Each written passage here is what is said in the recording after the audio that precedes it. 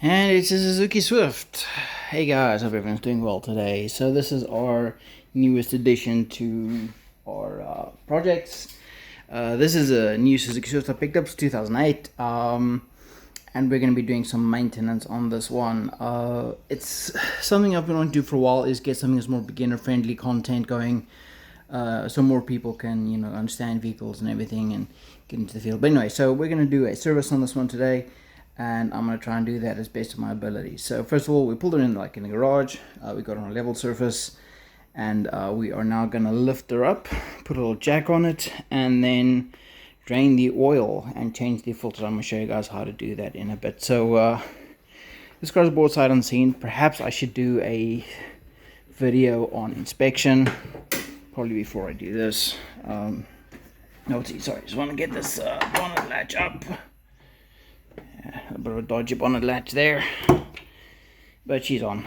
So yeah, 1.5 engine, very nice little zippy cars. These, a lot of guys have them, they're very popular. I've actually never looked at this engine before. This first time I'm actually opening it up, and we can have a look at all the things. So yeah, for starters, let's look through some of the things you want to look at. Let's say you just bought a car like I have now.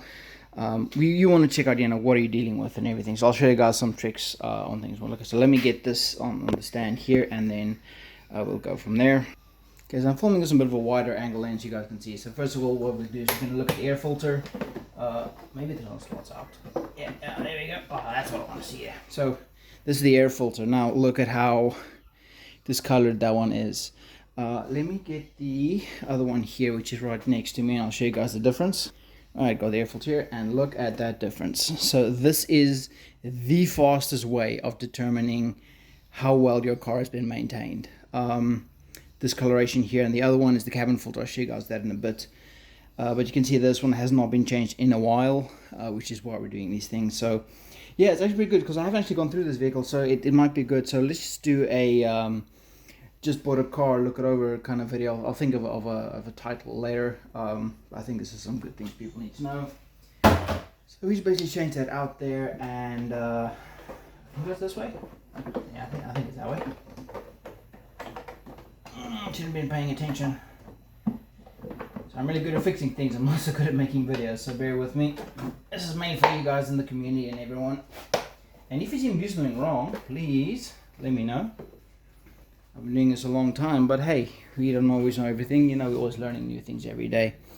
One little tip I want to tell you guys, I am really guilty of this, is always putting my tools over there. Because on some of the other cars, like say Audis or Volkswagens, the glass comes up right at the edge.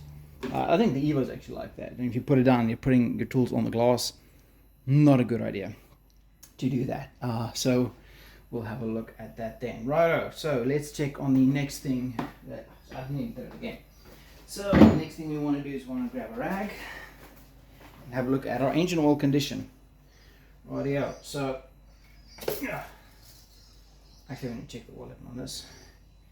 And a bit hard to see. Let me get some light in here. When in doubt, switch on the light. No idea if that made a difference, right? So we cleaned up our dipstick. We're not seeing any things there. Is that one? Yeah, that one. I have known the Suzuki Swift before, so look at our oil level. See how it's not there? Yeah, that's might be something we're looking at. So inspection, check that on, which is concerning because I've been driving this damn thing. But hey, it's what it is. We learn new things every day. Yeah, so that's your air filter, your oil, fuel filters on in the tank. They're a bit harder to see. So let's have a look at our internal cabin filter. So normally it's like in between the funnel. I gotta go look for it quickly because I don't know where it is, and then I shall just film that for you guys quickly. Let me pause here. Alright guys, I'm actually gonna take this off the stand quickly, so just bear with me. But shaky footage, but I kind of want you guys to see this. This is also always the first thing I do when I get a car is service it. So we're heading for the cabin filter here. Squeeze in there. See the cabin filter over there, right? And sitting over there, so just pop the glove box out and just, oh, look at that. It's like leaves and shit in there. That's what you've been breathing, right? A little piece of plastics and rubber there. So we're going to be replacing that. I'm actually going to do a service video on this, so I'm actually going to put this back, and I'll do a next video showing you guys exactly how I got to this location. But that is an indication of, you know, the indication of how well the car's been maintained. Well, I'll assemble that in the next video and just quickly show you guys that. And yeah, so this gives you an idea of the condition of the car on the inside, the engine and all that. Mainly how reliable this one can be. But I think you guys get the idea of it. So that is indications of your engine. So let's have a look at your wheels. Obviously, you know, if you're not able to drive it, you might want to be able to look at this. So tires, these ones actually look pretty okay, but just because they look good, I mean they are good. So what we want to look for is the dates, this one here. So the date stamp on there. So this little thing here, that is the age of the tire. So that's the 13th week of the 23rd year. So 13th week, that's like the first quarter of 2023. So these tires are actually a year old. So and we have a wear marks here. Let's see if I can get a light on there.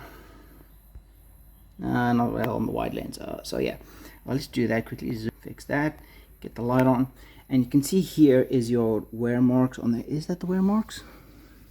Oh no, it's over there. So there you go, little, can't really get it there, but oh, there you can see it. So here's got a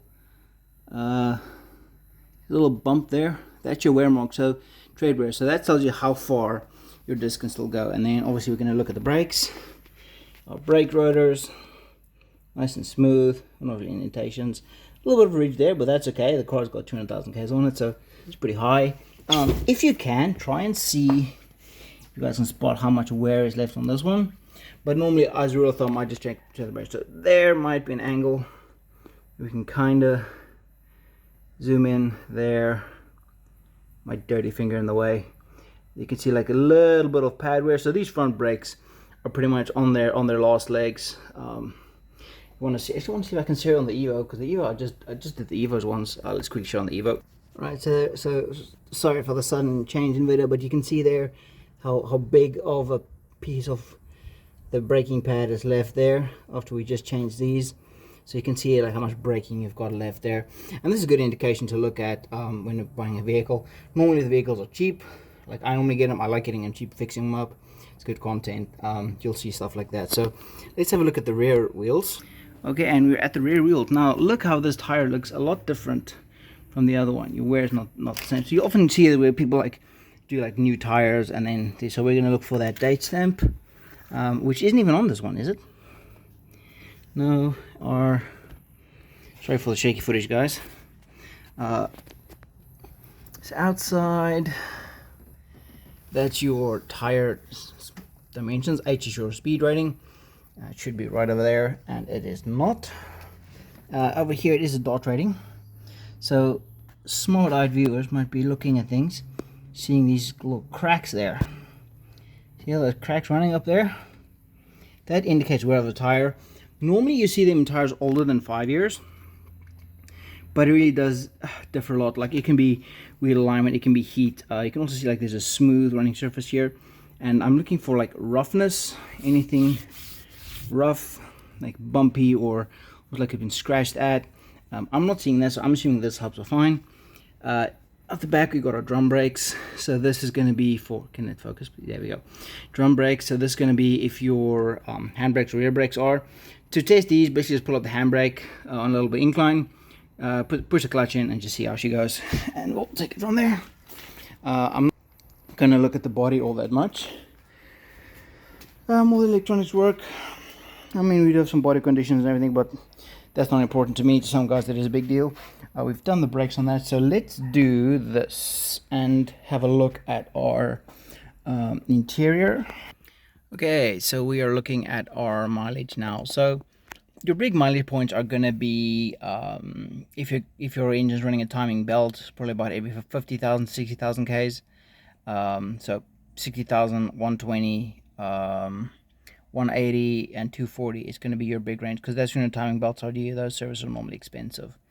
We do have some nice features here. So we have our little radio here. I think these things actually add value to vehicles because I mean, once you've had it, they're nice to get into. And yeah, so next thing is like, okay, we got a lot of dash lights here. We've run the engine. Obviously, there's no oil on the engine now, so I don't want to run it anymore. But the important thing to do is you might want to do a code scan, like a diagnostic scan. So I've got my little scan tool over here, and I've plugged it in, and then obviously it shows no codes found. So I know that the electrical integrity of this vehicle is intact. That's an important thing you want to do. You probably don't need an expensive tool like this one here. You could just probably get a cheap one. You just want to know about your engine codes, your airbag codes, and your ABS codes. So steering, braking, suspension, those are the three things you don't really want to mess with. And besides that, she's actually in pretty good shape. A little bit of dings here and there, but I mean, there's a 2008, it's got high mileage on it. I think it's good. So those are the things that I basically look at in the vehicle. All the other things are basically repairable. So if you're a mechanic or something like that, or you want a project car, that's the things you want to look at, because you want to make sure it's not going to cost you a lot of money in the long run. And that's basically the big thing, is you don't want to end up buying a cat in the bag. So as long as you don't have any diagnostic codes and everything, I reckon pretty much a good buy. So obviously you get what you pay for at the end of the day. So I'm happy with this little Suzuki Swift. We're going to have a lot of more projects on this, but for right now we're going to get on the service on this one and start working through the service on the Suzuki Swift. Overall condition, really happy. Got the nice LED lights there, mirrors and things, vents, fog lights, usuals, and the central locking also works, so that's a nice feature to have. Yeah, that's basically it, guys. So that's the bare minimum basics you got to look at when you're buying a vehicle.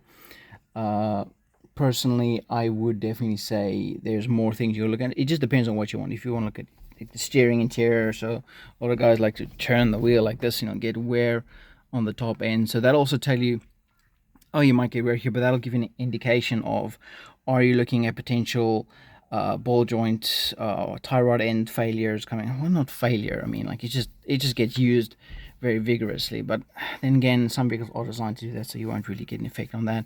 Obviously all your lights are working and everything is intact. Indicators are all functional. Well, that's the wipers. I keep getting confused between the vehicles. So that's all working.